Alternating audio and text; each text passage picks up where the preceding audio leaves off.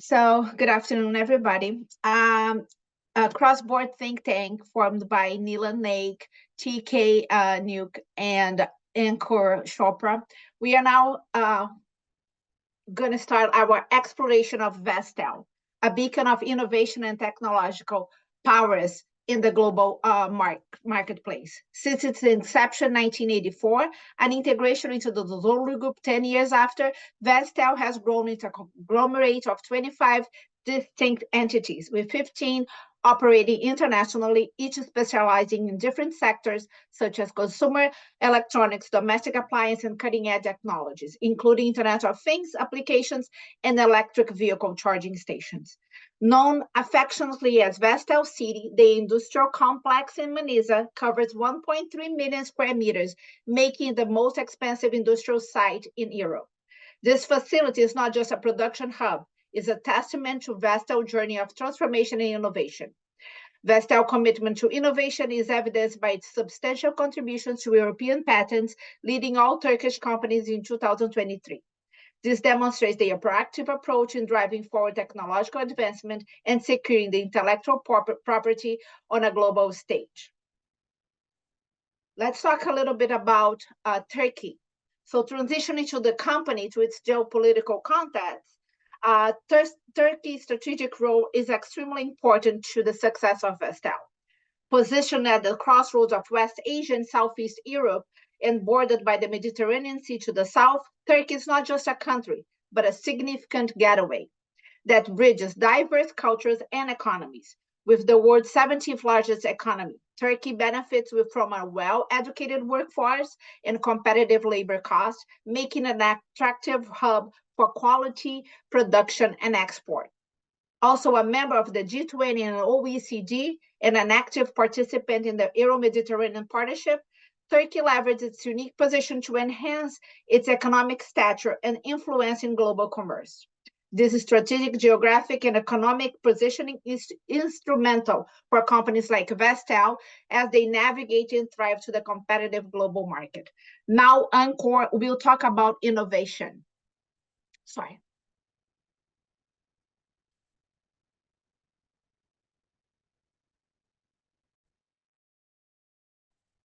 Thank you very much, Fatima.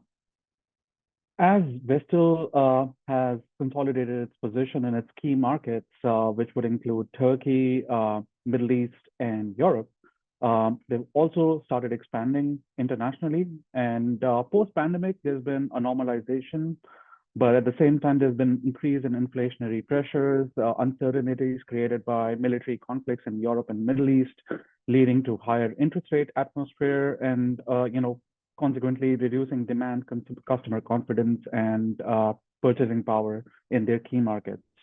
That has led them to strategically diversify their markets into high growth areas, which would include Southeast Asia, Latin America, Australia, and Egypt. They've been able to do this by focusing a lot on innovation and R&D.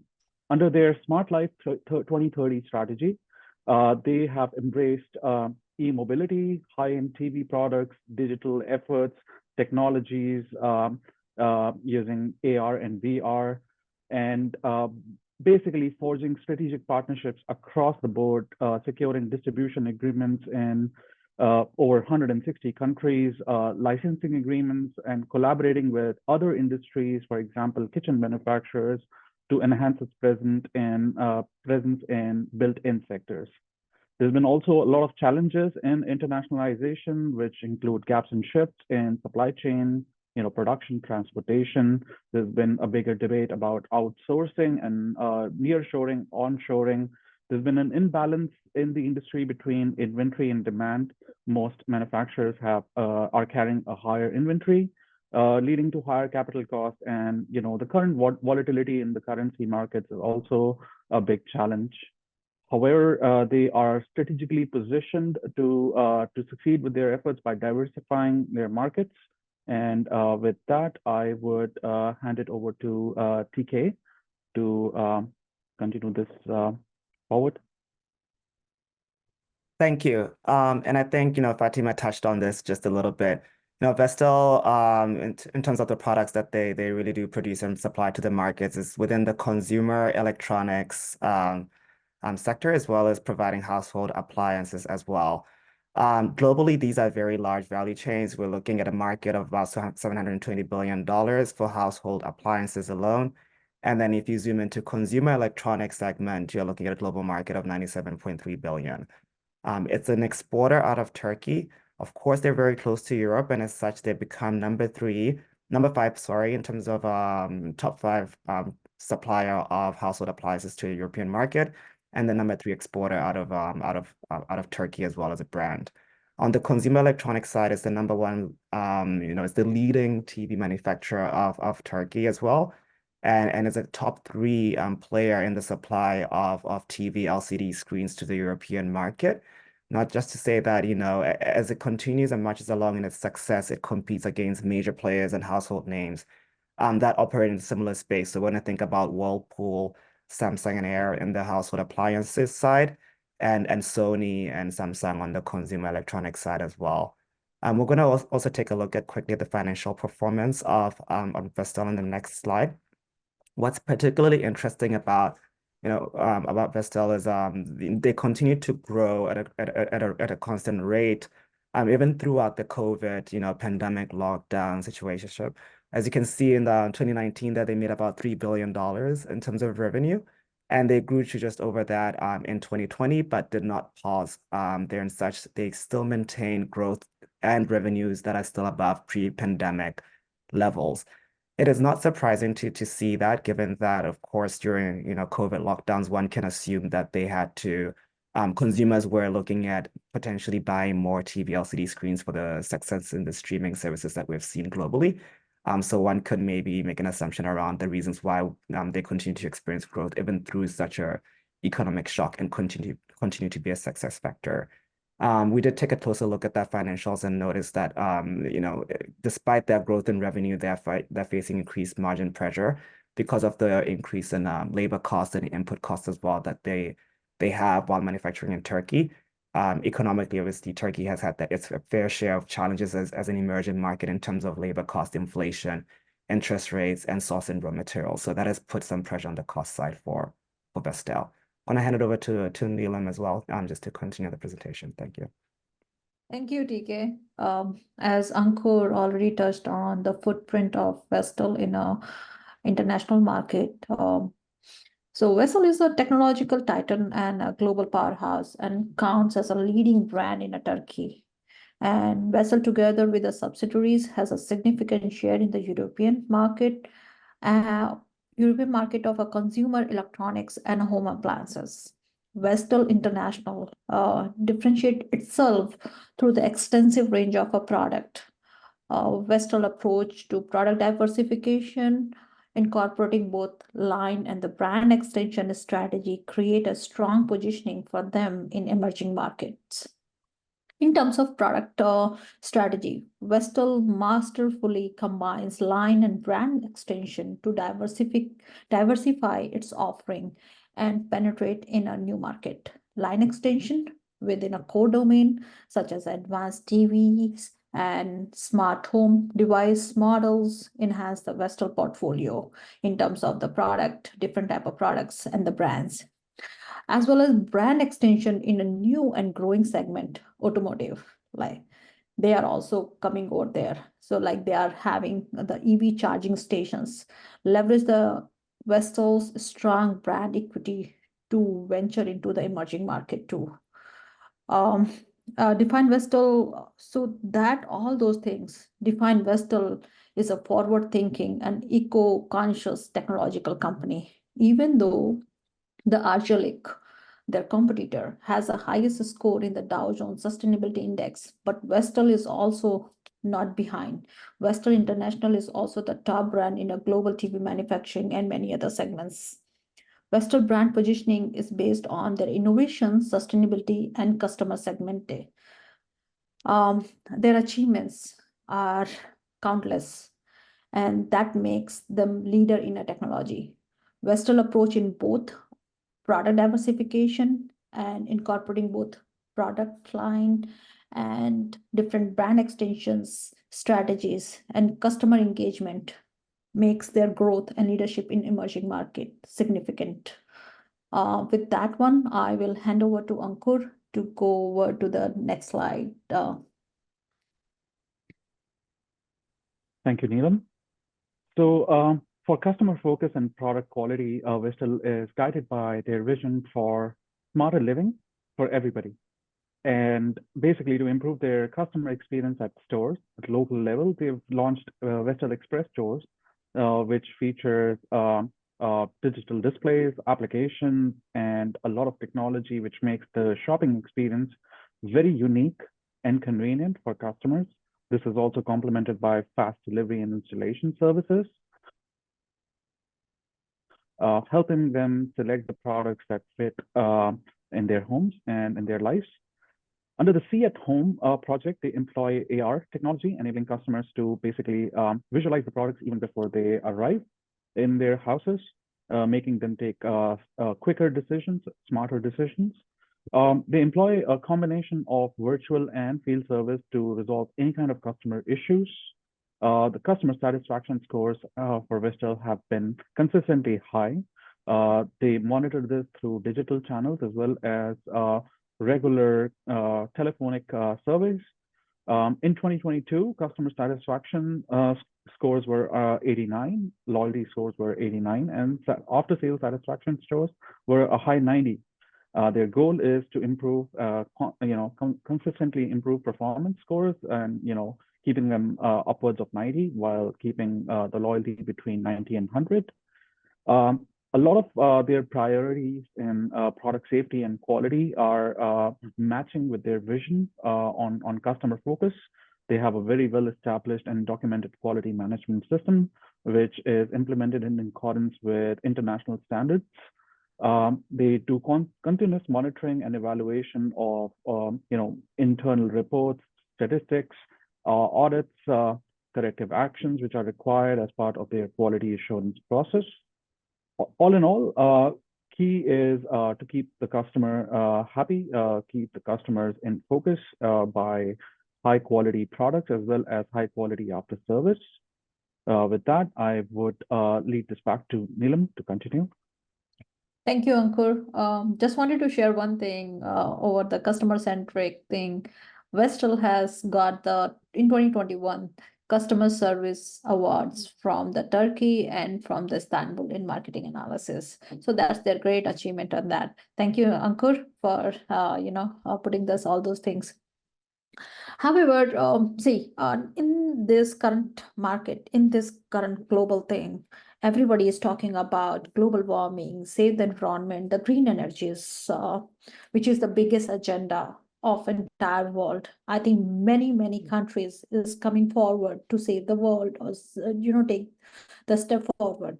In that regard, even Vestal is not behind. By prioritizing innovation and environment responsibilities, Vestal presenting themselves as an eco-conscious and technology company. Vestal is committed to net zero emission by 2015 by leveraging their science-based targeted incentives. As we already all said that this Vestal is leveraging their R&D and innovations. So with using that one, they are now committed to net zero emission by 2015. That's a big step towards achieving the goal, which our leaders are moving forward. With that one, I'm going to hand over to Fatima. Fatima, it's yours now. Thank you, Neelam. Talking about the challenges and the future outlook of Vestal based on the presentation from my colleagues. While Vestal has achieved significant success and expansion, the landscape that they operate in is marked by volatility and opportunity alike. Regional military conflicts in the Middle East and Eastern Europe, which affect market stability and operations, and the national political climate demand robust risk management strategies to safeguard their investments and revenue streams. Regulatory shifts also complicate the operational environment. Looking to the future, Vestal is committed to leveraging the capital power of Zorlu Holdings to expand its international footprint further. Their ongoing global diversification efforts are poised to open new markets in North Africa, Southeast Asia, and Australia. Currently, they are setting their sights on the Latin market with some partnership with Footprint. The outlook, as I see, is optimistic, and with strategic investment and focus on innovation and market expansion, Vestal is well positioned to continue its growth trajectory. And that's the end of our presentation. Thank you. Thank you very much for this excellent presentation. Again, my excuses for being a bit late. Second thing is that super interesting. I didn't know this company, Vestal. As you know, hire dominates the world market, and to have regional players like Vestal being able to compete with innovation and very, in this case, augmented reality is amazing and good for them, because not easy to compete with this tremendous player that is higher. So excellent presentation. Thank you very, very much, Fatima, Ankur, Neelam, and TK. As I said, excellent. We don't have much time, so that's why Daniel will keep the time and we'll let you know when 2 minutes are left, because we have many presentations and excellent presentations. So thank you very much. If you want extra feedback, you can schedule time with me, but again, nothing to say, it's an excellent presentation, nothing else to add. We'll also publish, unless you object to that, we'll publish all the PowerPoints in the EMI Fellows Canvas page, because they are excellent for everybody. If for whatever reason you don't want this to be published because it's confidential or whatever, please let us know. Let's move to GoTo, and again, thank you for the excellent work. Thank you. Thank you, Lourdes. GoTo is Cristiane Sagala team. I don't see anybody here. Is anybody here? No? Okay, then let's move to the next one. Ethiopian Airlines. Yes, with Raphael. Thank you. I'm going to share. Second, I'm going to get set up here, sharing my screen. You should be able to share.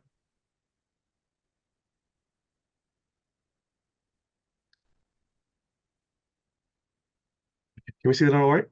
Yes. Okay.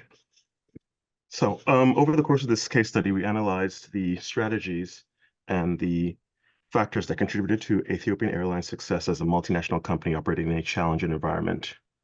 We looked into Ethiopian Airlines into how they established themselves as the dominant player in the African aviation market by examining their network development strategies, partnerships, and their approach to logistics. We also analyzed the role that Ethiopian Airlines has played in fostering regional integration and economic development within Africa, while balancing its national identity and ambitions with the need to compete effectively in a global market. In this presentation, we will go over the company overview, their growth strategy going forward, their financial performance, their investment in modernization and infrastructure, their milestones, and their strategic alliances. Post-World War II, the then Emperor of Ethiopia envisioned a modern Ethiopia, with a key component of that vision being a national airline. Thus, the government entered a negotiation with American airline companies to establish a commercial aviation company in Ethiopia. In December 1945, Ethiopian Airlines was born. Taking flight in 1946, the airline initially focused on domestic routes. However, their ambitions soared beyond the Ethiopian borders, and by 1951, they had moved on to international destinations. After initial cooperation with Trans World Airlines, they steadily focused on independence, and by the 1960s, the airline had transitioned to full Ethiopian management and control, fostering a national identity. And in the following decades, Ethiopian Airline has embraced modern technologies, acquiring the first jet in Africa and becoming the first on the continent to operate Boeing and Airbus models. Today, they remain wholly owned by the Ethiopian government and have over 17,000 employees. In the early years of operation, Ethiopian Airlines focused primarily on operating domestic flights with a handful of propeller aircrafts. They collaborated with Trans World Airlines, leveraging TWA's expertise to expand onto international destinations in the 1950s. And by the late 1960s, Ethiopian Airlines had transitioned to full Ethiopian management and control, further solidifying their national identity. They then became the first African airline to operate jet aircraft and continued to expand their network, connecting Ethiopia to more countries across Africa and the world. In the last few decades, Ethiopian Airlines have implemented an ambiguous growth strategy through Visions 2010 and Vision 2025, significantly increasing their fleet size, the number of passengers that they carry, and their cargo capacity. In 2011, they joined the Star Alliance, which is a global alliance that helped them expand their global reach to 126 airports worldwide, thus becoming the largest and the most successful airline in Africa and consistently ranking among the best airlines globally. In 2005, Ethiopian Airlines started what they call Vision 2010, which was an aim to increase their passenger traffic to 3 million and their revenue to $1 billion and their employees to 6,000 within the 5 years. However, by 2010, they had exceeded all the goals set in Vision 2010, and in 2011, they were named Africa's most profitable airline for 2010. An industry report in 2011 honored Ethiopian Airlines for the net profit of $121.4 million that they had made in the 2010 fiscal year. And in 2010, they then adopted a further step, which they called Vision 2025, which was a 15-year development strategy under which the airline anticipated further increasing its fleets to 120 and the number of destinations to 90, carrying more than 18 million passengers and 720,000 tons of cargo with 17,000 employees, rather. Once again, they achieved the goals that they had set in Vision 2025 well ahead of time by 2018, boasting a fleet of 126 and 127 destinations. And their net profit for the 2018 fiscal year had risen to $260 million, while their operating revenue rose to $4 billion. Building on their continued success, Ethiopian Airlines has achieved an average growth of 25% in the past decade. Having met its 15-year strategic plan ahead of time, Ethiopian has charted out a more ambiguous strategic roadmap called Vision 2035 to further continue their growth. According to their CEO, Vision 2035 aims to double the number of destinations from 131 to 207. And to cover this expansion, they have planned to again double the number of aircraft that they have from 140 to 271. They have also entered strategic partnerships with different organizations. Here's a subset of the strategic partnerships that they've had with other African airlines. In 2013, Ethiopian Airlines acquired 49% rather of Malawi Airlines. Currently, the relationship only involves a codeshare agreement on certain routes. In 2018, they entered a joint venture with Zambia Airways for the relaunch of Zambia's national carrier. They primarily function as a strategic investor in this role and a partner in the development of Zambia Airways. Also in 2018, as part of their Vision 2025 strategic plan, they became a major shareholder in Aska Airlines out of Ghana. In 2018, Ethiopian Airlines launched Ethiopian Mozambique Airlines. However, this airline ceased operations in 2021 in the advent of COVID. In addition to these strategic partnerships, Ethiopian Airlines has also made codeshare agreements with 33 different airlines. I'll now pass it on to Raphael to provide an operational analysis of Ethiopian Airlines. Yeah, thank you so much, Olaide. So over the time, during the course of our study, we found out that Ethiopian Airline over the time shown a very strong fiscal management and resilience in how they manage their operation. And they are targeting some major core areas like the financial performance that have maintained profitability over time. So they generated over $5 billion during the financial year 2021 and 2022. They were able to also optimize their network efficiency and improve on their competitive advantage, even in the midst of challenges like regional political unrest, competitions from low-cost carriers, diplomatic tensions around their regions, and also stable fuel prices. You can move to the next one, please. And for the human capital development, next slide, please. For human capital development, we found out that Ethiopian Airlines shown a great commitment to building and maintaining a talent pipeline in order to ensure long-term sustainability. And they were able to achieve this through their accredited training program. The previous slide, Olaide, they were able to maintain this through their accredited training programs, pilot training schools, which also provide opportunities for organizations or for individuals outside of Ethiopia to attend the school, professional development, leadership development, mentorship programs, and succession plan. On some of their strategic initiatives, because of our time, can you move to the next one? On some of their strategic initiatives, they have shown what they really want to achieve by enhancing their global competitiveness and operational efficiency. They are doing this also to ensure robust growth and also to strengthen their position in the Africa and also global aviation market. They focus on these 5 major strategic area by building fleet and infrastructure modernization, by continuing to expand beyond Ethiopia and Africa, by also enhancing digital capabilities, sustainability initiative, which is a very strong commitment they have towards green technologies, and also focusing on acquiring fuel-efficient aircraft to minimize environmental impact. They also worked on enhancing their customer experience. We can move to the next one, the future outlook. On their future outlook, they are looking at consolidating their strategic initiative, which we have in the previous one.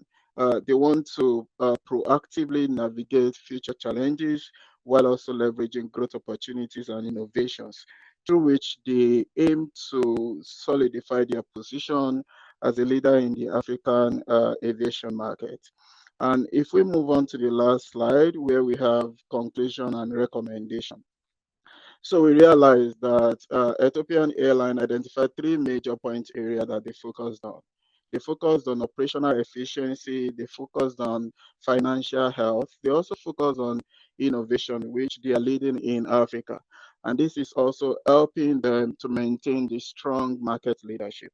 So we are recommending for Ethiopian Airlines and other multinationals in their category to consider further technological advancements, which would probably provide a cutting-edge technology to further improve their operational efficiency and customer service. They can also expand their market reach beyond where it is at the moment, and also do a bit more in sustainability initiatives. Thank you so much.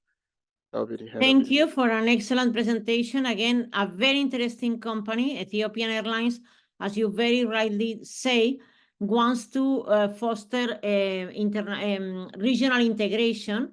So the first airline that you could fly from point to point within Africa without having to go through Paris, through London, or other countries.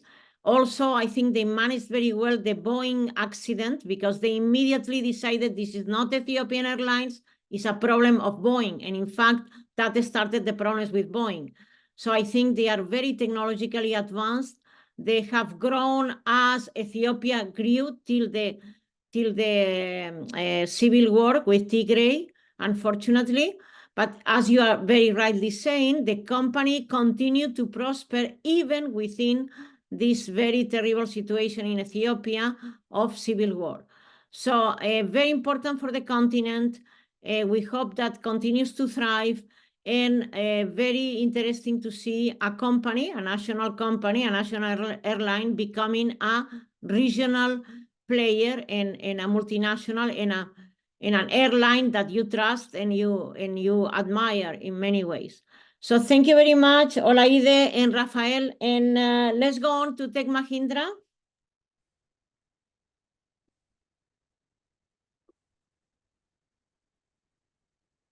Thank you very much. So thank you, Elaine and Abhijit. Let's go on. Yes. I'd like to present EMI Capstone Project for Tech Mahindra, harnessing global IT demand. I'm Avi. I'm a student of EMBA Americas program 2025, and I work as a senior project manager, internal auditor with York Regional Police in Toronto. And with me, my project member is Elaine. Elaine, would you like to introduce yourself? Hello, everyone. My name is Elaine Lustado. I'm a senior area manager for Rivian Automotive. Thank you. So go through the agenda. We are presenting today a quick overview of Tech Mahindra with an introduction.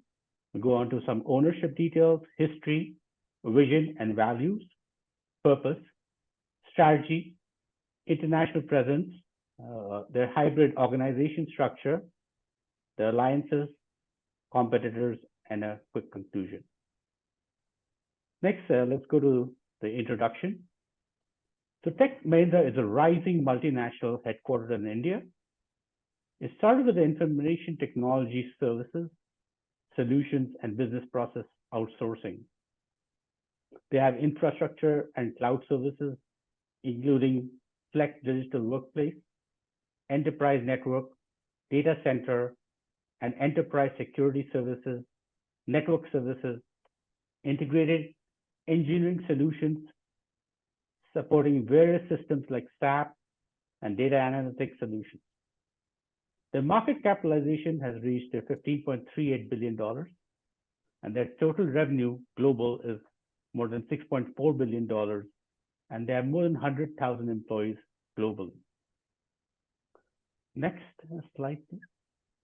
So their ownership structure is currently listed on the Bombay Stock Exchange, BSE, and National Stock Exchange in India, and also the MCX Stock Exchange.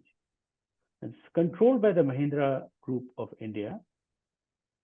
It's currently the public ownership is mostly with institutions of 49%, and then the corporations, public corporations is 28%, and the private corporations is 11%. And then there are a few individuals, insiders of 0.04%, state-owned is 0.56%, and general public and other is 12.4%. Next slide, please. So starting with the history, it started with the IT and BPO, the business process outsourcing revolution that happened. And seeing this as a major growth opportunity, India's Mahindra and Mahindra groups, they're largely in automobiles and diversified industries. They started a joint venture with British Telecom in 1986. Their preferred entry modes into the global markets have varied. They have used mergers and acquisitions, greenfield investments, and also partnerships and franchises. In 2012, British Telecom sold its shares in 3 to 4 installments over the years. And, Tech Mahindra developed as a public company. It took a very risky approach. In 2009, Satyam Computers, an Indian company, was embroiled in a lot of controversy in jacking up their share price. And then the company was sold, and they bid for it and actually won. But they did it very tactfully, that they created a separate unit because it was quite a risky venture.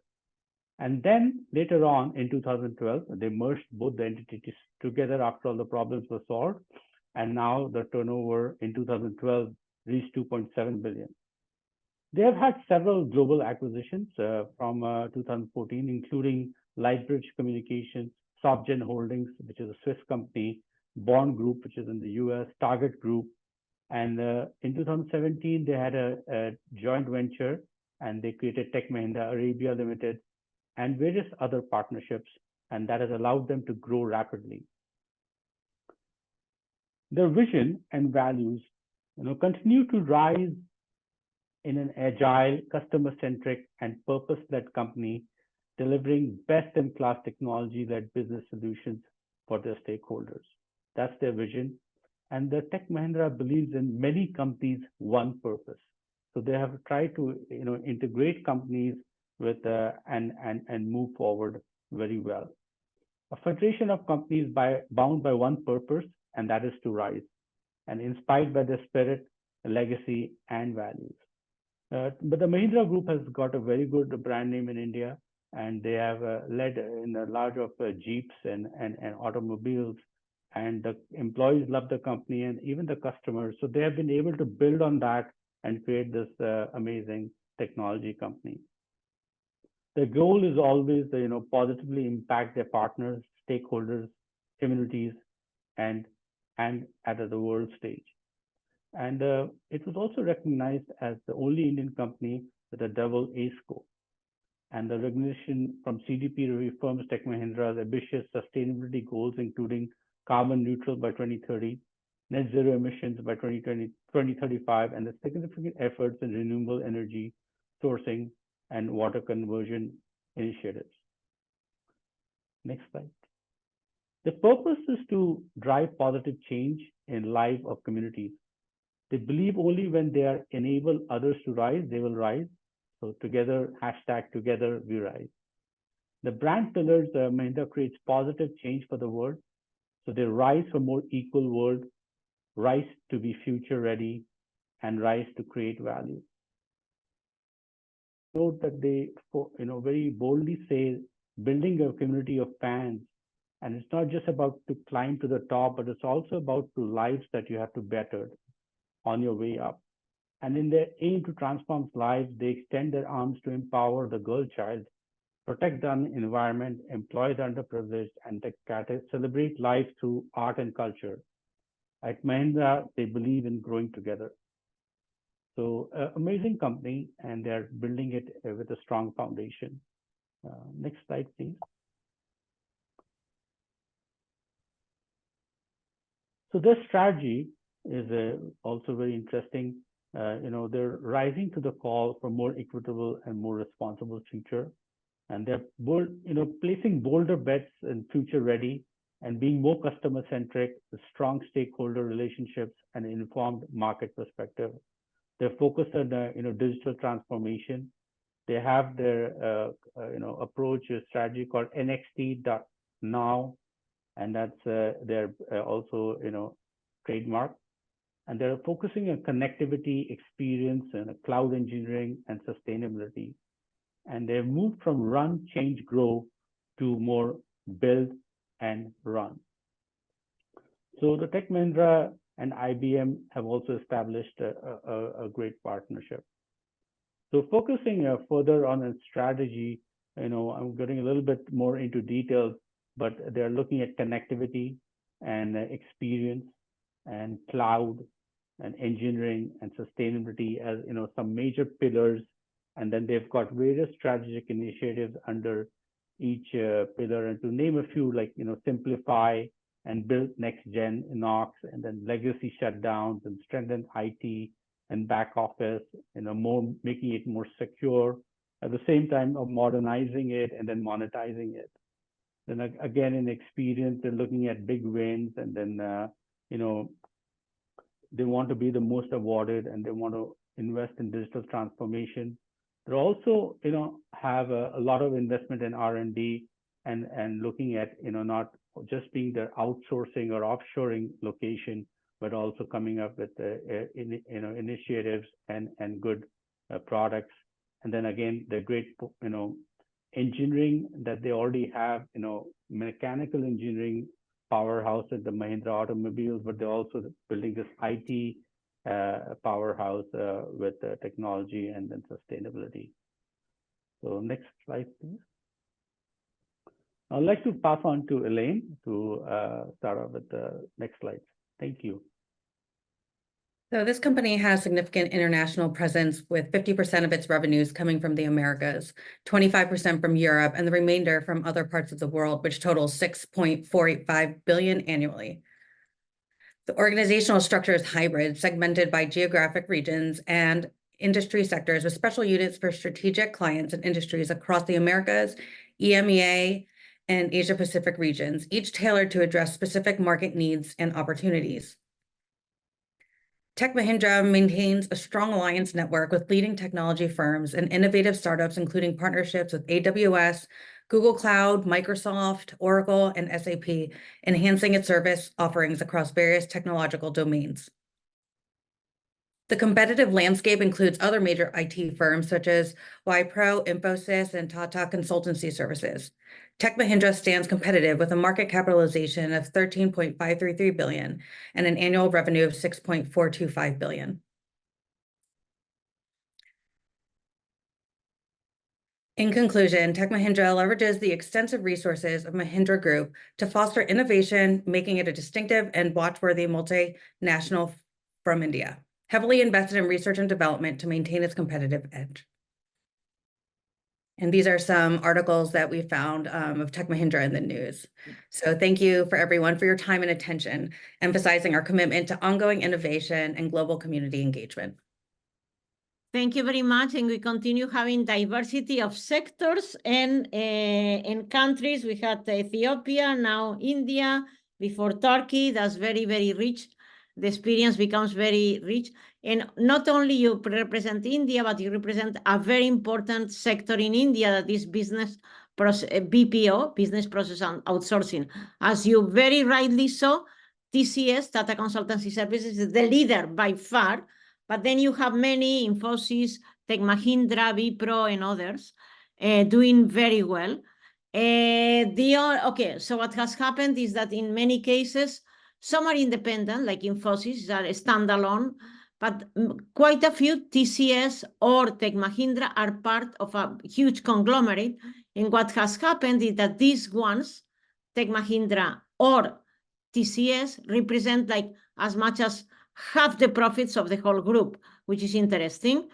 And one more challenge that they have, these companies, is that they need to more innovation, because they are me too. They are basically simplifying the implementation of, as you said, a big so simplifying the implementation of technology. They don't have their own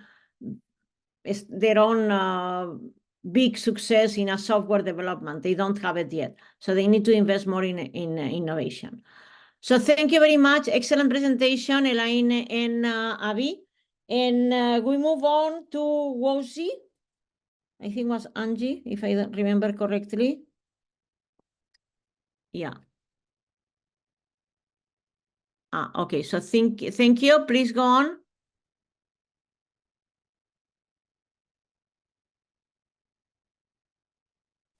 Sriya, you're on mute. Can you guys see my screen? Yes.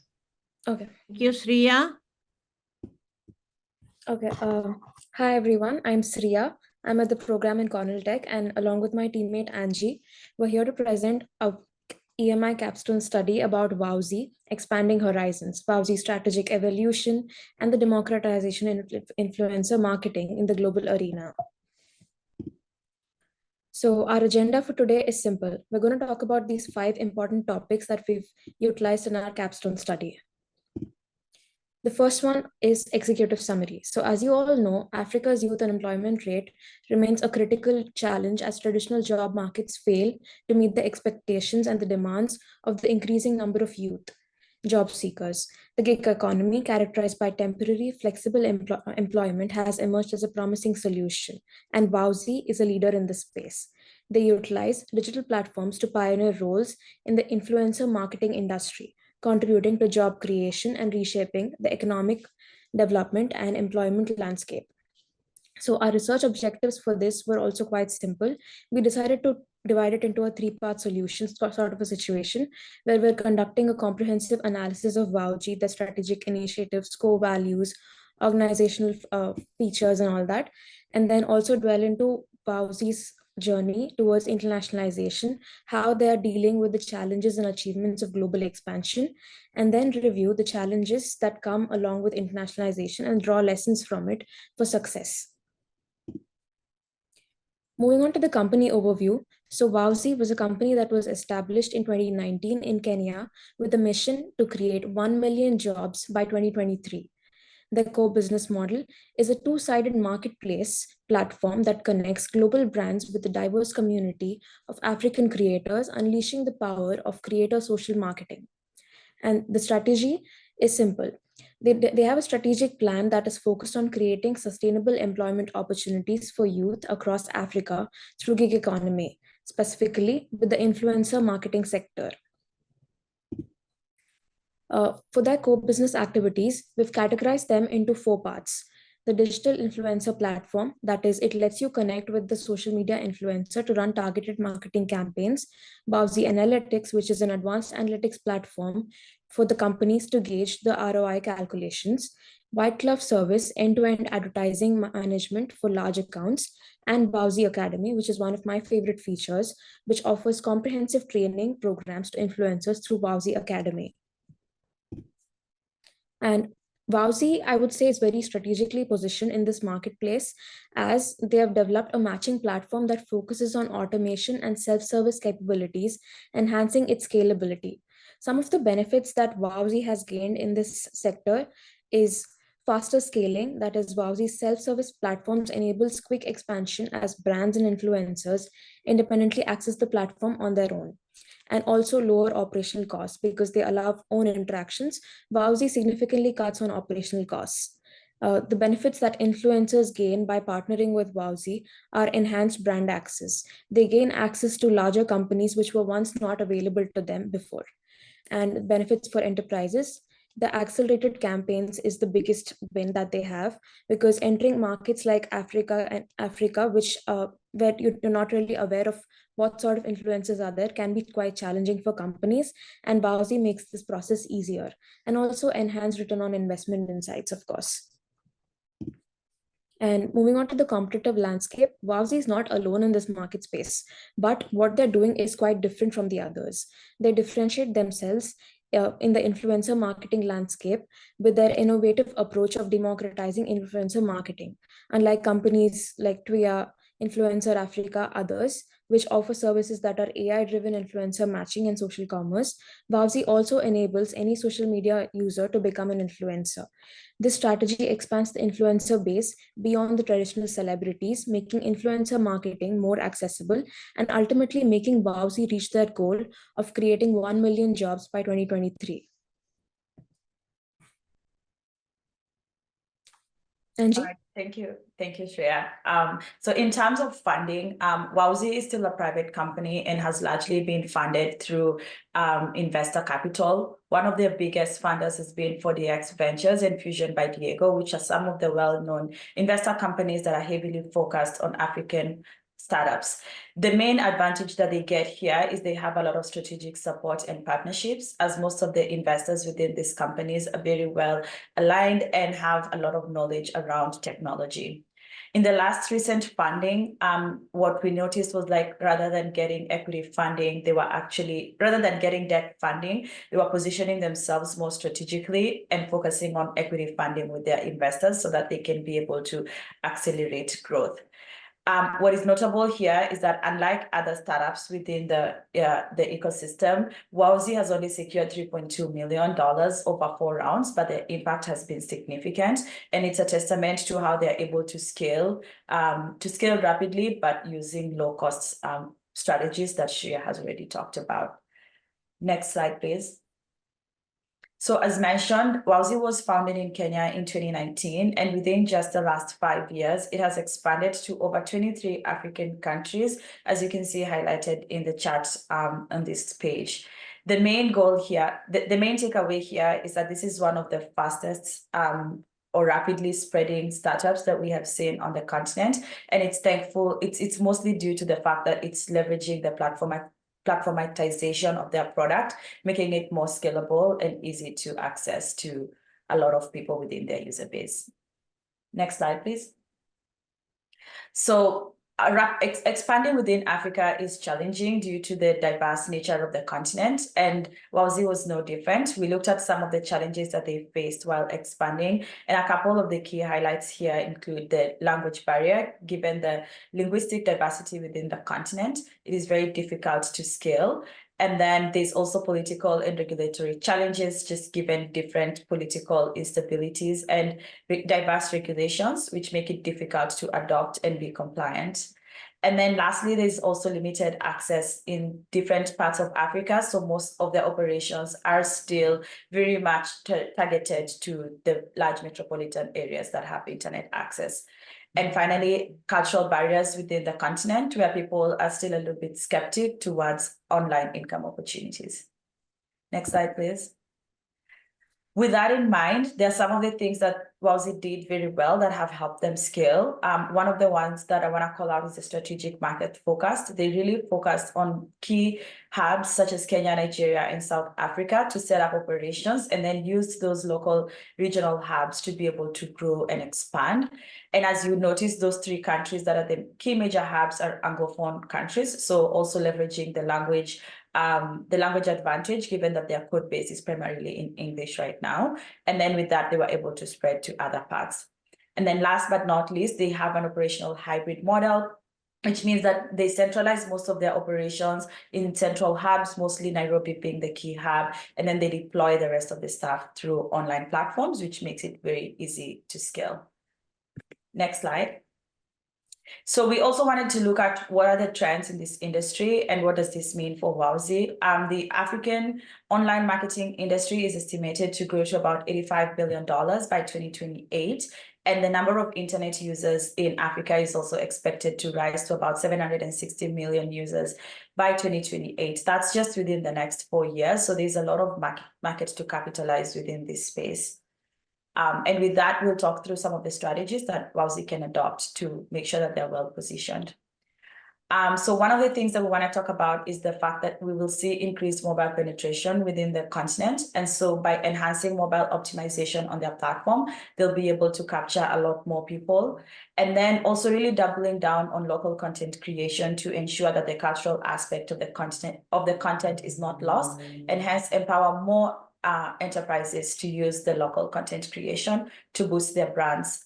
Finally, I think they should integrate e-commerce. Right now, they're just largely an advertising matching platform, but at the end of the day, companies also care about revenue and sales. And so being able to integrate into e-commerce will be able to help them be very clear in terms of how they're able to offer the advertising space and convert that into actual sales. And then lastly, leveraging AI to enhance data analytics and personalizations. We think that Wowzi has really shown a new model of work for companies, especially within emerging markets, on how they can use platforms to scale at low cost but have high impact. And we think that by aligning on these trends, they'll ensure that they're at the forefront of digital revolution in Africa. Any questions? Thank you very much, Sriya and Angie. Angie has also been part of the committee with Iman for the graduation. So thank you very, very much. You both are doing a great job. And Sriya was part of the group that did the evaluation of the pitch competition. So thank you both very much. I didn't know this company. Not a surprise, tech companies coming out of Kenya, because M-Pesa has been a leader and has been helping pushing the tech space in a tremendous way. But yes, Kenya, a tech hub within Africa, within sub-Saharan Africa, of course, Nigeria as well. Nigeria is the biggest market, and South Africa as well. But definitely Kenya being really a hot spot for startups. And I just had a call with another Cornell student who is also in Kenya doing BC. So thank you very much. Again, I didn't know this company. I know that you said, Angie, let's do a Kenyan tech company, which is very interesting, again, in Africa. So thank you. Thank you for pushing for this company, which is super interesting. Thank you. Then let's move quickly to inDrive.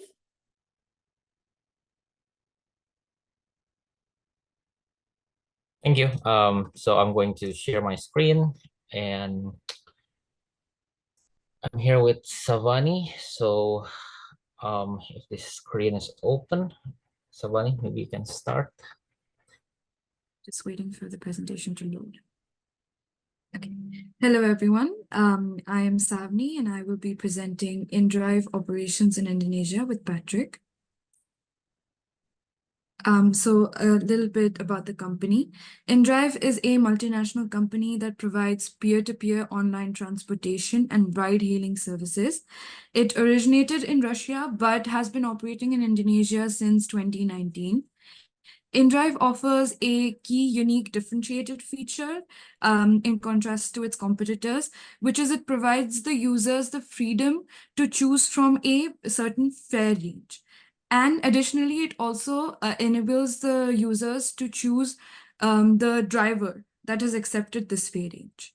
So initially it offered only car services, but then now it has diversified its offerings into motorcycle rides, courier services, and intercity services. Now Patrick will explain the business model. Sorry, I was still muted. So thank you, Sawanee. So in terms of the business model, this business model canvas should give you a quick snapshot of its entire business model. So I would just like to highlight a couple of points from this BMC. So if you look, if you shift your attention to customer segments, inDrive is specifically targeting, of course, people with high mobility needs, people who have the tendency to kind of want to get the lowest, the best price possible through their bargaining feature, you know, which I want to explain a little bit, allows the customers to kind of bid their fares, and all drivers who would like to accept the fares in that range would make themselves available for customers to then choose, you know, it's the drivers and their ratings and according to the vehicles as well. And of course, because we're talking about Indonesia, it's a country with still, you know, rural areas are still plenty there.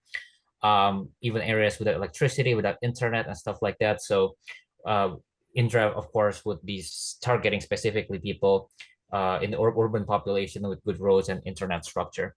In terms of value proposition here in the middle, again, its unique differentiating factor would be the ability for the customers to be able to bid their own price, as opposed to you know, the Ubers of the world. The incumbents tend to kind of set the price for them. It takes into account the market demand at a time. It takes into account, of course, the distance traveled. And other factors as well, but not with inDrive. So again, you know, generally speaking, if you want inDrive to take you to the same destination compared to competitors, more often than not, you can get the lower price. So that's competitive that way. And lastly, I would just like to highlight how inDrive makes money, and that is the revenue stream. Of course, it takes the fare of users, but it only takes around 5 to 10% compared to incumbents, who usually can take upwards of 50% from drivers, which makes it kind of exploitative, you know, and they are not even employees, for example. So that is kind of a controversy in this industry, of course. And also it's got advertising revenue from advertisers who would like to display some pop-up ads, for example, through those apps. It also gain revenues from that.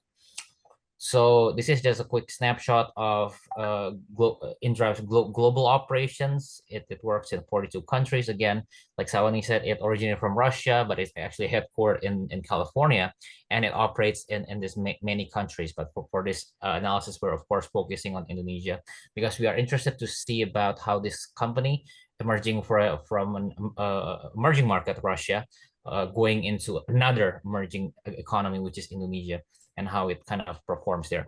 So let's talk a little bit about their main rivals, the main incumbents in Indonesia, the two giants, if I may, is Gojek as well as Grab. Gojek is an Indonesian company. It's a local company. It was founded back in 2011. One of the founders eventually became the current Indonesian Minister of Education. He was educated in Brown and then Harvard MBA. Had this big idea of how do you kind of adapt that big idea like Uber, but for Indonesian context. So he came up with Gojek. So it's got, of course, the first movers advantage in that sense. It's local, and also at this point, it's turned into a super app. It's got payment features. It's got ticketing features. It's got food delivery. So it's not just ride-hailing app like inDrive, which is kind of narrow in terms of its service. Grab, in the meantime, always goes head-to-head with Gojek in terms of market share. They're almost similar, almost 50-50, virtually speaking, in Indonesia. But Grab is actually Singaporean. It operates throughout Southeast Asia, Indonesia being one of it. one of them. And it's also quite a super app, not as comprehensive as Gojek, but it does pose a very significant threat to Gojek's dominance in that sense. So this chart quickly just shows you in terms of a number of downloads, how inDrive and its competitors kind of perform in terms of number of downloads in 2022. So Gojek leads the way, and then followed by Grab. Maxim is a newcomer as well, such as inDrive, and inDrive comes in a distant fourth at 4.03 million downloads. So it is still way behind the main leaders in this industry, but it is slowly gaining market share due to its being known to be very price competitive due to its unique features. So here's a quick comparison of the three in terms of features. I just would like to highlight again that inDrive kind of has this very unique feature to provide cheaper fares, and users can not only get cheaper kind of fares, but also they could choose their drivers and their vehicles. So all the drivers who accept that fare bit from the user will get displayed their ratings as well as their vehicles. So, you know, given the same price range, customer can choose more luxury options in terms of the vehicle, for example. And also inDrive is quite unique. It offers intercity transportation services, so users can arrange that. That is something that Grab and Gojek have not yet kind of explore in that area. And lastly, for me, will be the business potential analysis. We see that for inDrive, their biggest business potential lies in their partners, in their drivers, because they treat the drivers much better. We can see that they only take, again, about 5 to 10% commission fee out of the driver's fares that they obtain, which is so much lower than what people like Gojek and Grab would take. You know, at least 20%, could go upwards of 50% in high demand times. So again, it generates a lot of controversies, whereas inDrive can slowly gain more and more drivers. You know, when they know about this, they slowly get away from Gojek, they get away from Grab to be able to work for inDrive instead for that bigger fare. So everything that inDrive does is geared towards that being that low cost leader. And we think that by taking only a little bit of from the drivers, this billing feature as well, it enables it to do that. And in the future, it could grow by being known as a low cost leader compared to the incumbents that are, you know, slowly but surely they've been increasing price quite significantly throughout the years. And lastly, for me, in terms of external factors, past analysis, you know, inDrive currently has a couple of challenges ahead, but also opportunities. We think that in terms of the political factors, Indonesia is currently in a transitional period to a new cabinet after being led by the same guy for the last 10 years. So the new cabinet wants to establish a program, as bizarre as it may sound. It wants to give free lunch to school students, for example. And if inDrive could somehow get that contract to provide logistic support for that program, we think that it could give them the edge over the incumbents for sure, for example. Economically, however, the rupiah, the local currency, is currently weakening against the US dollars due to many factors. One of it being the war in Ukraine, the ongoing war in Palestine. So it could disincentivize investors to some point in kind of providing support and funds to Indonesian companies like inDrive, unfortunately. So that is a challenge that it may face in the near future. Socially speaking, Indonesians are growing dissatisfied with, you know, it's growing traffic congestion, traffic jam. It's a big issue in major urban cities in Indonesia.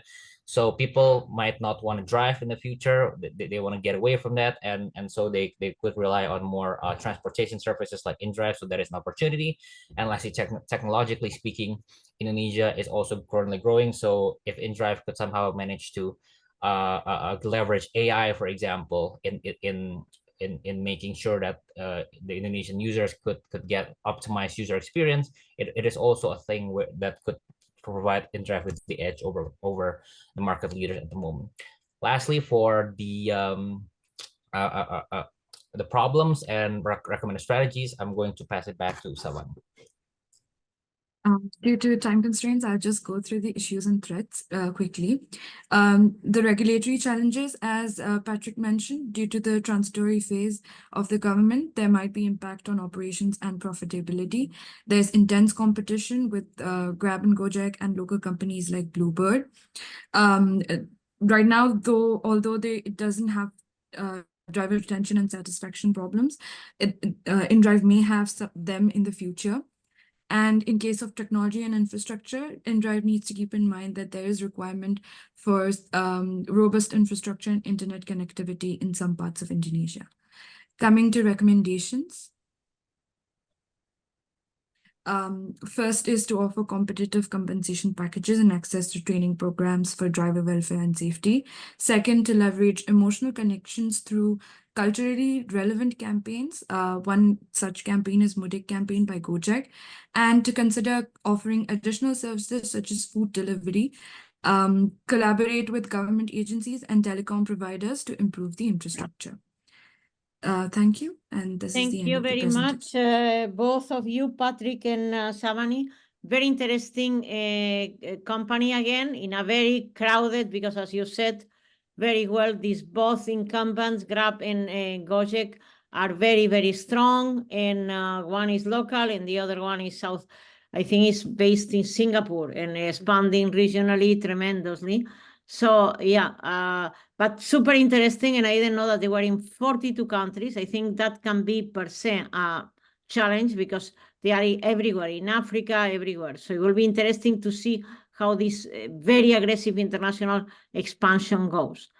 So thank you very much. Let's move quickly. We don't have much time. We have two more, and Lola is here to present as well. Let's see if we have time to put the three.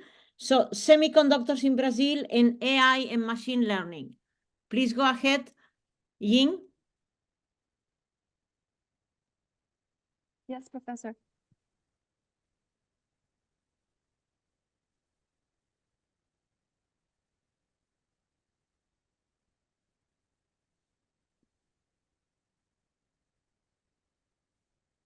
Good morning, everyone. Today, the team MSBA is going to talk about a case study on HT Micron. Specifically, we're going to talk about the strategic position of semiconductor manufacturing joint venture in Brazil to both the multinational company and Brazil semiconductor industry. First, we're going to talk about the company overview. Then we are going to share short segment review, followed by the international strategy. Then we're going to analyze on the competitive advantages. HT Micron, established in 2009, it is a subsidiary of South Korean semiconductor company Hana Micron, and it is emerging as a strong player in the Brazilian semiconductor industry. This company specialized in producing the memory chips. HT Micron supplies essential components for a range of the electronic devices, such as computers and smartphones. Recently, this company advanced its business into connectivity solutions for Internet of Things applications. By harnessing the technology expertise of Hana Micron, which is its parent company, and the talents and the manufacturing capability of Brazil, HT Micron has elevated its position in semiconductor industry. HT Micron growth foster Brazilian local semiconductor development as well, and reduce this nation's reliance on important electronic components. The formation, its parent company, Hana Micron, established in 2001, and very quickly it was listed in the South Korean stock market in 2005. That is only 4 years after the establishment. HT Micron, established in 2009. It is the Brazilian subsidiary of Hana Micron. HT Micron focused on 2 different types of products and markets. The first type is the chips you can see on the left-hand side. That is the memory chips for traditional electronic devices. And on the right-hand side, recently, HT Micron launched advanced chips for IoT applications. The key milestones.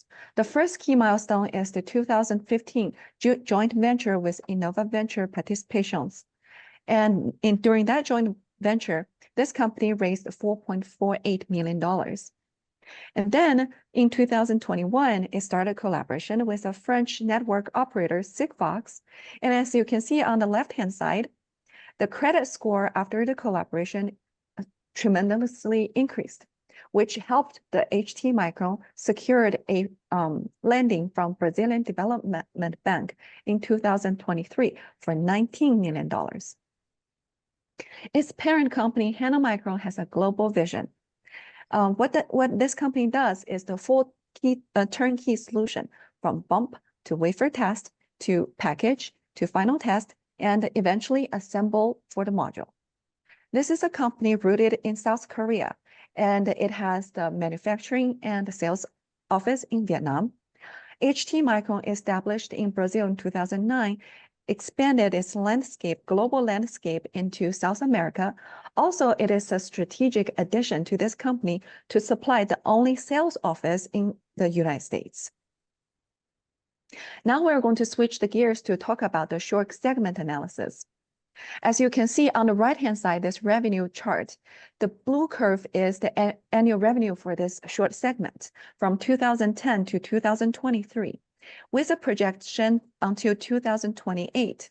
And this red dotted line, you can consider it as the first derivative of the blue line. That is the year-over-year change. And as you can see, this red line is quite volatile, but most of the time that is above 0. And the 2023 change is 3.4%. That might be driven by the global income rise and expanded internet connectivity.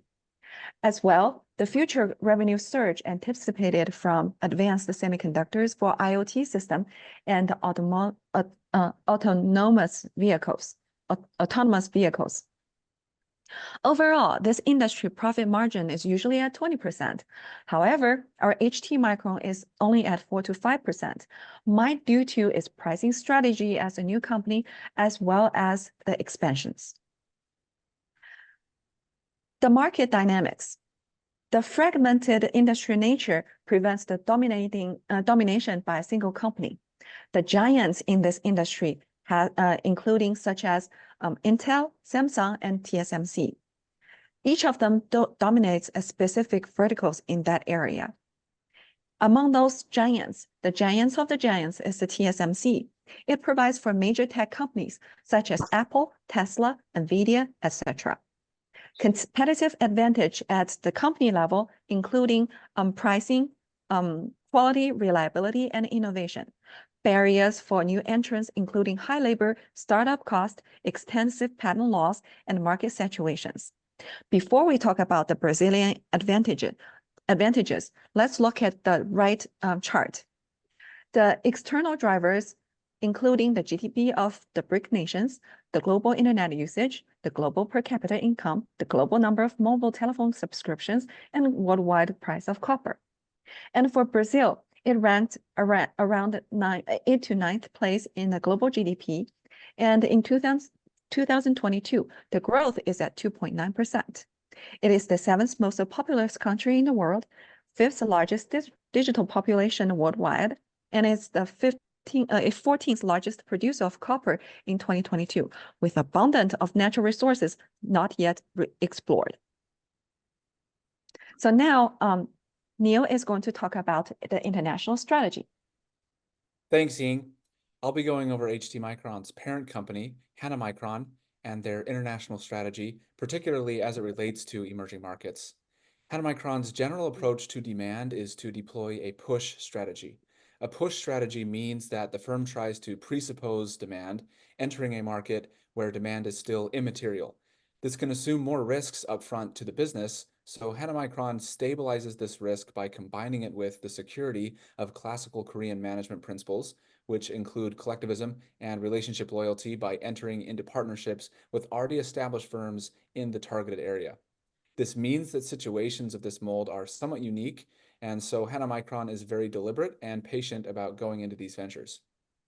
Just as an airline completing all the checks before approving an aircraft for takeoff, Hana Micron has a set of requirements, such as evidence of a budding market, opportunity for high market share, and a stable company in the region to join with in the long term that need to be confirmed before they give the green light for a joint venture into an emerging market. This means that they either do or do not enter into a region. For instance, after several decades, they've only done a few, including in the United States, Brazil, and recently Vietnam. Hana Micron is also targeting Vietnam as a place for further development through joint ventures, and their long-term plan is actually to scale their operations in Vietnam to the point where it would be 70% of their total focus. Once again, this is long-term, however. These joint ventures are better as long-term relationships to make sure Hana Micron can capitalize on its early entry into a market. And it's worth noting that this actually departs from typical push strategies. From a management perspective, this creates an interesting dichotomy. The firm has to strike a balance between staffing its board with those who are willing to be patient and creating an executive office with those who can act quickly and with clarity when a window of opportunity arises to engage in a joint venture.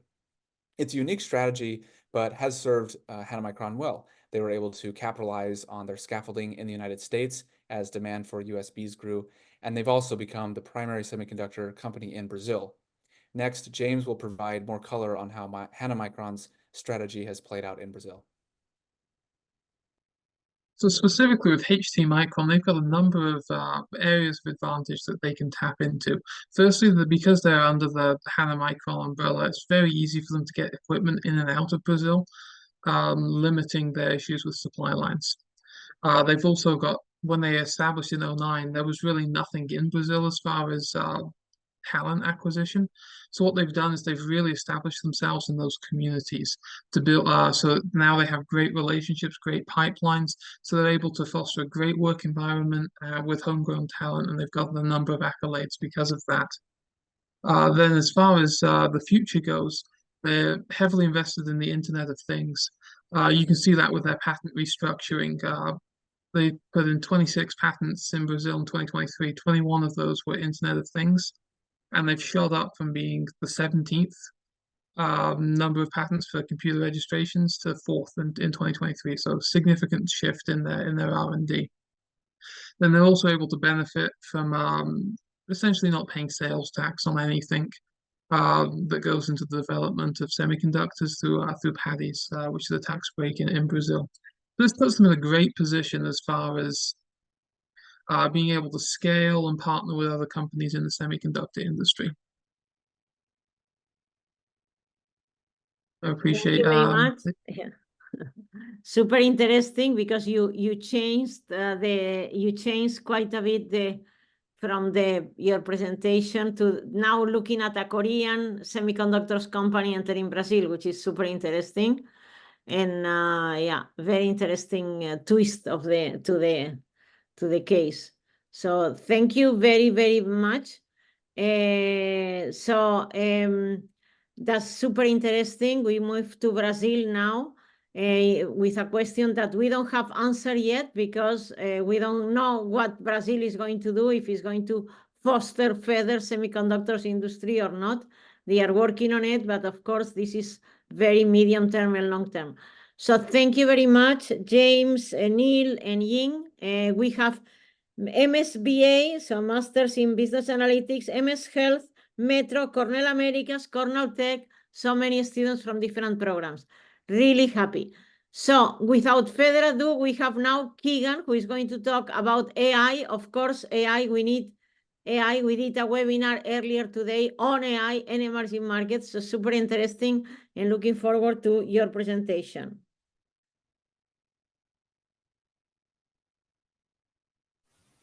Awesome. Can you see my screen? Yes, thank you. Thank you, Lourdes. Hi, everyone. I'm Keegan Fonte. I'm an EMBA Metro New York class of 2025 student. I'm the Director of Product Marketing at PrimePay, and today I'll be presenting my EMI Capstone project on the impact of artificial intelligence on the country of Colombia over the next 5 to 10 years. So in this presentation, we're going to explore the impact of AI and machine learning on Colombia. We'll analyze how the technologies are transforming sectors like healthcare, education, finance, transportation. We'll talk a little bit about the ethical implications, such as privacy concerns and job displacement. And then we'll also assess Colombia's workforce readiness, maybe possibly considering some strategies for upskilling and reskilling, and I'm going to make some recommendations for the future. And just a little bit more about what we're going to talk about is we'll then examine the country's industries by GDP. We'll explore their Colombia's dilemmas and challenges, successes and failures. around adoption in finance, healthcare, education, and transportation. And then I want to make sure to deep dive the government initiatives like the 2018 to 2022 Digital Transformation Pact. And then I'm going to give some pretty in-depth recommendations about what Colombia can do to further be impactful around AI and machine learning. So first of all, the demographics in tech. Colombia has a population of 46.8 million people, or roughly, and has a rapidly growing technology landscape. Some statistics that I thought would be helpful to know are like smartphone adoption is expected to reach 79% by 2025, and almost 41% of Colombians own a computer. Also important to know is that the urban population has been steadily increasing, and the country's economy is really significant in the Latin American context. Colombia's population is diverse, it's relatively young, it's highly literate, 95.7%, it's almost 96%. And these demographics are going to really set the stage for the adoption and impact of AI and ML technologies across these various sectors in the upcoming years. I think one thing that I want to make sure to call out as well too, and one of the biggest challenges that I probably should have highlighted larger on the slide, is that internet access for Colombians right now is only at about 62% for the whole country. And it's going to be a challenge as we see AI grow in the upcoming years. So Colombia as a whole, their economy is really diverse, with services leading at 60.5%, followed by manufacturing at 11.1%. Their agriculture industry is also very well known for coffee and flowers and bananas, and accounts for about 7%. Mining, including coal and oil and gold, represent about 5%. And then when you think about the construction sector, which is driven by government projects and private investment, we're looking at 5.7%. But what's also, I think, going to be growing, and when you consider the impact of AI on Colombia and Colombians, the technology and innovation space is at about 2.9%. And I think understanding these industries is going to be critical to understand the impact of AI and ML on the economy. So want to tell a little bit about the story of Colombia and like how AI has been adopted so far. So Colombians have faced some dilemmas and challenges in AI, like slow internet adoption, a lack of infrastructure, which is really hindering the progress in AI. But we are seeing AI in manufacturing and agriculture. We're actually seeing that as an increase, but it's raising some concerns among Colombians around job loss and possibly considering upskilling or reskilling Colombians in that space. Both the digital divide and attracting top talent are posing big challenges for the country of Colombia as well too. But we do have some great success stories. So and I'll talk a little bit about this when I get into the government initiatives and government impact. But we're seeing growth in startups and innovation in Colombia, like with some examples like Rappi, Nuxtu, and OneDoc3, which are leading the way. And strong government initiatives are really supporting the growth of AI in Colombia. However, there's a pretty low investment in AI and research and development in general compared to other countries around the world. And that's at just around 2% of the GDP. And that's something that definitely is a recommendation I'm going to make at the end of this. In 2020, South America in general saw a $4 billion investment in tech. And Colombia was able to attract around 469 million across 35 different deals. And some notable investments for that include Rappi, which I mentioned earlier, at around 500 million. They are a consumer delivery service. Then we also have Dimitria, which is around 3 million for an AI-enhanced coffee taste and quality software. And then we have NEU, which is an energy company, energy distribution provider, at around $3.5 million. And the last is MO Technologies, which is an AI-enabled credit scoring system. But there's some other things that we've seen, some other investments in the finance space in Colombia, including IBM, which opened their Cognitive Transformation Center in 2020. But in general, the fintech sector in particular in Colombia is thriving, and it's captured nearly 40% of total VC investments in Latin America, with funding growing from 44 million in 2013 all the way up to 2.1 billion in 2019. So we're really seeing a lot of increase in general in investments in South America, and specifically in Colombia. Colombia's top universities are driving AI education and research. So we have some examples here, and I've given you a chart here that shows the top 5 universities in Colombia and the types of degrees around AI that they offer. So we're seeing like a postgraduate degrees, we're seeing AI research degrees, AI laboratory degrees, or related degrees. And some of these universities offer some think tank centers, very similar to the ones that are offered at Cornell. And an example is MindLab UNAL, a center of excellence since 2001, is conducting broad research in machine learning.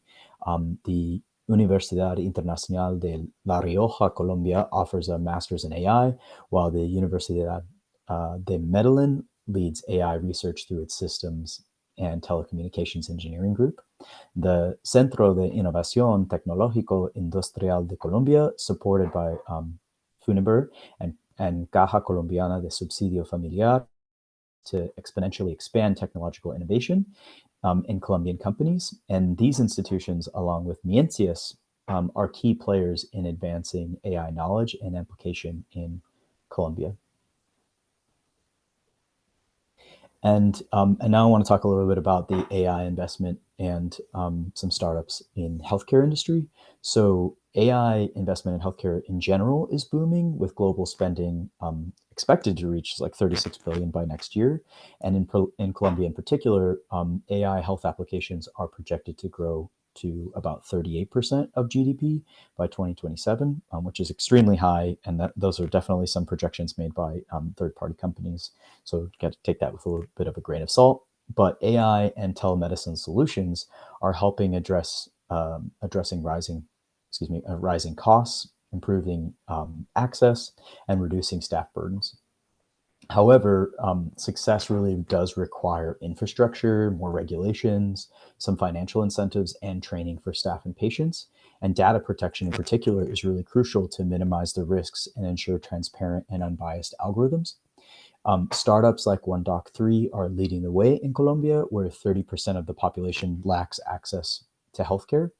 And AI adoption is increasing across healthcare in Latin America as a whole, and especially for screenings and early detection systems. And that should help support some of the overwhelmed healthcare systems in South America. And while AI's impact on Colombia's transportation industry has been pretty limited compared to both the fintech industry and healthcare, the potential for the transformation is really significant. So government policies could be aimed at meeting transportation needs of the growing urban populations and also for rural populations. And there's also, I think, a growing workforce. The growing workforce is driving the demand for AI to help support this. The thriving pharmaceutical and healthcare sectors require efficient transportation for door-to-door medical services and product shipping. And the manufacturing sector also relies on streamlined transportation for raw materials, many of which are produced within the country. And emerging intelligent transportation systems, and I've given you an example of what like an self-driving car might look like, can help support and strengthen the capabilities across the different industries as well too. And the increasing emphasis on e-buses can also help revolutionize the sector by reducing carbon footprint and enabling more buses on the roads. And I know there's lots of different bus systems in Colombia, but e-bus has a really big potential, especially if it's a self-driving e-bus. And as Colombia continues to invest in AI research and development, we can expect to see significant enhancements in urban planning, in road infrastructure, in traffic management, in vehicle maintenance, in public transportation, autonomous vehicles, freight optimization, and it could really reshape the future of transportation in Colombia. And then I want to talk a little bit more about the government initiatives, because I think in the last few years, Colombia as a whole has really done a lot to help invest, but there's opportunity certainly to do more. But they've really put together a lot of programs, especially when you compare to their neighbors in Latin America. So the Colombian government has been at the forefront of AI adoption in Latin America with a range of initiatives and policies that were aimed at promoting ethical and sustainable AI development. The Digital Transformation Pact, the Colombia Inteligente program with a budget of 9.4 billion pesos, and the AI roadmap of 2024 really demonstrate the government's commitment to investing in AI research and development. In 2021, Colombia introduced the region's first ethical framework for AI, which is, they did a great job of putting this together because they emphasize principles such as transparency, privacy, human control, security, responsibility, non-discrimination, inclusion, and social benefit. And it's one of the most holistic and well-rounded principles or strategy that we've seen in South America. And it's one of the better, more rounded and holistic strategies that we've seen in the world. So it's really a lot of kudos to Colombia as a whole for being very thoughtful about how they put forth this AI strategy and framework. The government also created an AI dashboard for public transparency and is using AI to detect corruption in the prosecutor's office. The CISPEN program aims to leverage AI to improve the distribution of social assistance programs, and the Colombian Open Data Portal project provides access to over 10,231 data sets from various government entities, facilitating collaboration and innovation with over 20 different government projects utilizing AI, ranging from reviewing court sentences to data analytics to road infrastructure. Colombia is really setting an example in the region in terms of AI adoption and governance. These initiatives, coupled with the government's focus on collaboration between academia, industry, the public sector, really position Colombia as a leader in the ethical and sustainable development of AI in Latin America. And that's something they should be very proud of, is how much effort and thoughtfulness has gone into a lot of these initiatives. Okay, and now I'd like to give some of my recommendations, since I did a lot of research around, what has been happening in Colombia and different sectors, and there's a lot of AI happening around the world. But I think that to position itself as a leader in AI in the next 5 to 10 years, there are some things that Colombia can do to help advance AI adoption. It's going to be crucial to continue to upskill the population. And when I think about prompt engineering and the roles and opportunities that live there, I think that could be a good opportunity for Colombia, while they should also encourage universities to continue to hire more AI educators and offer more technology degrees. And when I think about the top 5 universities in Colombia and the types of degrees, I also had to think about, the types of universities that they were. So 3 of those top 5 universities are private universities. And it would be great if there were more opportunities for the public universities to offer AI-related degrees. I think it's also going to be crucial for Colombia to attract AI talent through different initiatives and help try to build a strong AI workforce. Policy continuity and regional collaboration, including data sharing, region-friendly policies, and increased participation in global AI discussions on governance and ethics frameworks are going to help foster a supportive environment for AI development. I also think they should be increasing funding for research and development, which only stands right now at about 2% of GDP, and not all of that is even dedicated to AI. It's just research and development in the whole. And that's going to be essential to driving more innovation in the country. And then lastly, I think that we should, Colombians should be encouraging more AI startups like Rappi and Nextu, which will further contribute to Colombia's AI ecosystem. Rappi, which was founded in Bogota in 2015, has evolved into Latin America's first super app, while Nextu, which was established in Cundinamarca in 2016, develops hardware and software solutions that enhance human sensory capabilities using AI and machine learning. And by implementing these recommendations, Colombia can solidify its position as a leader in AI adoption and innovation in Latin America, and harness the technology's potential to drive economic growth and social progress, not only to Colombia, but to South America as a whole. Okay, so thank you so much. Thank you very much, because in the webinar earlier today, there were a lot of question marks if emerging markets would be able to leverage AI. And I mean, you are showing so many initiatives that are possible, that they are happening. Medicine, for sure, is one. We have had startups that use AI to be more accurate and cheaper in diagnostics of measure scanners and everything. So really is an opportunity, and Colombia and many emerging markets are doing a lot. And you have also excellent technology universities. You mentioned Universidad Nacional, that is the best for computer science. So great possibilities. So thank you all, great job, an opportunity to get together, an opportunity to also work across different programs and see how much. Lola, I'm sorry, I don't know if she's there still, but I'm sorry, no time. You did the presentation, excellent presentation. They worked into cheaper transfusion, blood transfusions in Africa, possibilities and different initiatives in Rwanda and in other countries. So it was great. And yeah, so great job, everyone. Great job, Keegan, all of you. Really amazing how much you worked and how hard you worked, and excellent presentations. To learn more about emerging markets, we all have learned a lot more by looking at these case studies of companies and capstones about situation. So thank you very much. So I'll see you all, very impressive.